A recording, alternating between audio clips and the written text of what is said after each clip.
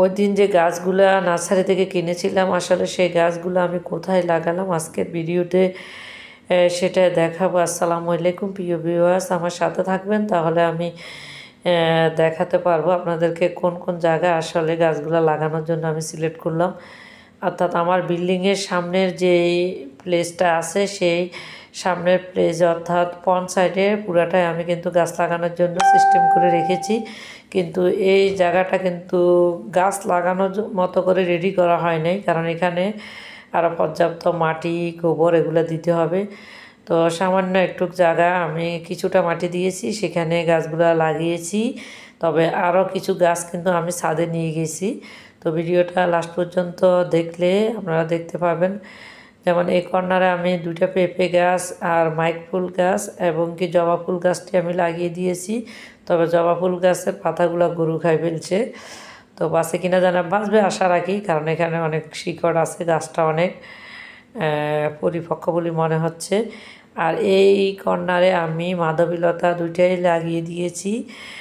অর্থাৎ আমার ইচ্ছা আছে যে এই মাধবীলতাগুলো বড় হলে আমি আমার যে গেটের উপরে তুলে দিব, তাহলে দূর থেকে দেখতে অনেক ভালো লাগবে, সে আশায় লাগিয়েছি।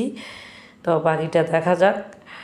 এরপরে বাকি যে গাছগুলো আছে সেগুলো কিন্তু আমি আর এখানে লাগাবো না, সেগুলো আমি ছাদে লাগাবো।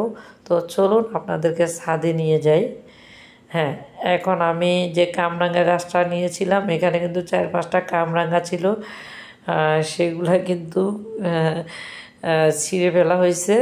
তো কামরাঙ্গা গাছটা আমি লাগিয়ে দিয়েছি ছাদের উপরে। তবে আমি কামরাঙ্গাগুলো খেয়ে দেখলাম যে মোটামুটি ভালোই, খারাপ না, মিষ্টি, খুব একটা টক না, সেই জন্যই গাছটা আমি পছন্দ করেছি। এবার দেখা যাক। আর এগুলা তো যেহেতু ছাদে আসছি, আগের গাছগুলো আপনাদেরকে দেখাবো। লেবু গাছটাতে কয়েকটা লেবু ধরছে, এতটা ভালো হচ্ছে না, তারপরে মোটামুটি। এরপর আমি এখানে মেহেদি গাছটা লাগিয়ে দিলাম।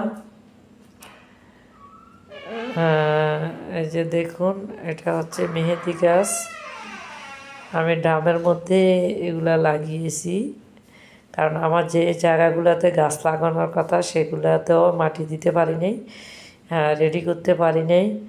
তো আগের গাছগুলো আছে মোটামুটি। তো দেখেন, তবে তিতা করলা গাছটাতে আরও অনেকগুলো তিতা করলা ঝুলতেছে, দেখুন।